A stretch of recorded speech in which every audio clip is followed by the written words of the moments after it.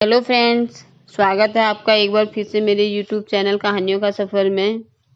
आज मैं आपके लिए एक नई कहानी लेकर आई हूँ, लेकिन उससे पहले अगर अभी तक आपने मेरे चैनल को सब्सक्राइब नहीं किया है तो प्लीज़ मेरे चैनल को सब्सक्राइब कीजिए और बेल बटन को प्रेस कीजिए ताकि मेरी आने वाली कहानी आप तक आसानी से पहुँच सके।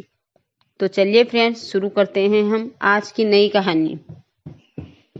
बहुत पुराने समय की बात है।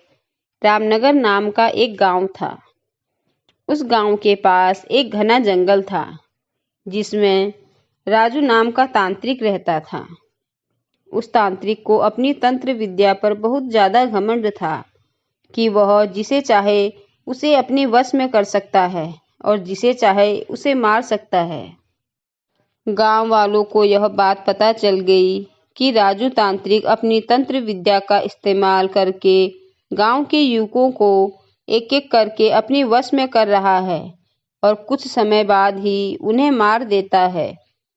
एक दिन रात के समय में गांव के लोगों ने एक टोली बनाई और उस तांत्रिक को मारने के लिए उसके घर की ओर चल दिए। जैसे ही वह सभी लोग उस तांत्रिक के पास पहुंचते हैं तो तांत्रिक उस समय अपनी तंत्र विद्या में लीन होता है और तभी गांव के लोग उसे मिलकर उसकी कुर्सी से उसे बांध देते हैं और आग लगा देते हैं। वह तांत्रिक वहां उसी कुर्सी पर तड़प तड़प के मर जाता है।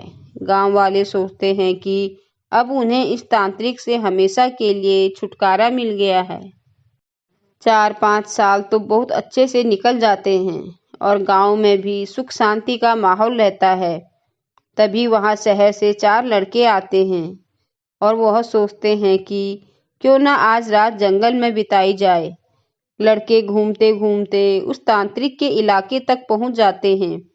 वहां वो लोग देखते हैं कि मकड़ी के जाले लगे हुए हैं। गीदड़ वहां भैंसों के मांस खा रहे होते हैं।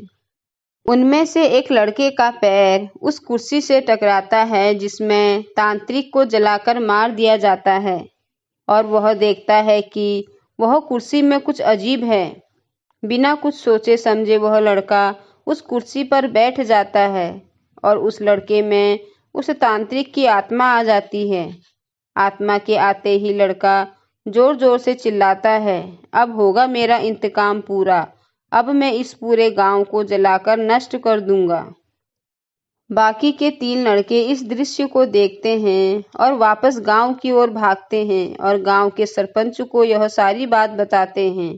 सरपंच गुस्से में आकर उन लड़कों की डंडे से पिटाई कर देता है और बोलता है कि तुम्हें किसने बोला उस जंगल में जाने को और उस कुर्सी पर जाकर बैठने को। लड़के माफी मांगते हैं और अपने दोस्त को बचाने की तरकीब पूछते हैं।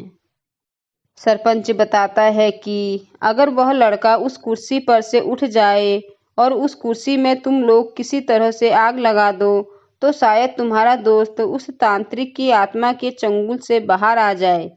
इतनी ही देर में वह लड़का तांत्रिक की कुर्सी के साथ उड़ता हुआ गांव में आ जाता है। तीनों लड़के तभी एक योजना बनाते हैं और उस व्यक्ति को ढूंढते हैं जिसने पहले तांत्रिक की कुर्सी में आग लगाई थी। तीनों लड़के उस आदमी से गुजारिश करते हैं कि वह कुछ समय के लिए तांत्रिक के सामने आ जाएं। वह आदमी मान जाता है और तांत्रिक के सामने आकर खड़ा हो जाता है।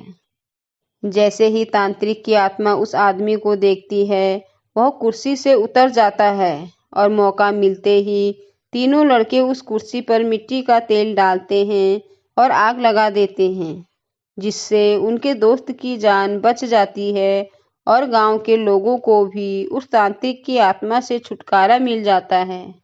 दोस्तों, हमें अपनी विद्या का सही उपयोग करना चाहिए।